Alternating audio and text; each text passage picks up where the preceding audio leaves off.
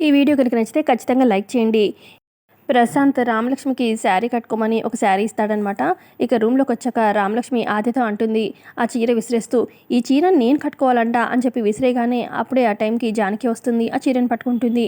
అప్పుడు జానకి రామలక్ష్మిని ఇలా అడుగుతుంది, చీర నచ్చలేదా, లేదంటే చీర ఇచ్చిన వాడు నచ్చలేదా, చెప్పు, నీ మనసులో ఎవరున్నారు చెప్పు అని చెప్పి రామలక్ష్మిని కొడుతూ ఉంటే ఇక అప్పుడు ఆద్య, పెద్దమ్మ, రామలక్ష్మి ఒక అతన్ని ప్రేమించింది అనగానే ఎవరిని ప్రేమించింది అని చెప్పి అనగానే కోచ్ సార్ శౌర్య అని చెప్పి ఆద్య చెప్తుంది.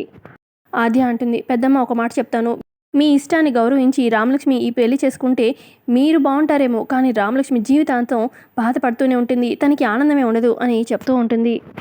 ఆ తర్వాత ఇక రామలక్ష్మి వాళ్ళ అమ్మని హక్ చేసుకొని ఏడుస్తూ బాధపడుతూ ఉంటుంది. మరోపక్క శౌర్య సార్ కూడా రామలక్ష్మి ఫోటో తన ఫోన్లో చూసుకుంటూ ఇక రామలక్ష్మికి ఎప్పటికీ దూరం అయిపోవాలా అని చెప్పి బాధపడుతూ ఉంటారు. మరి కమింగ్ ఎపిసోడ్స్లో జానకి ఏమైనా రామలక్ష్మి లవ్కి హెల్ప్ చేస్తుందో చూడాలి.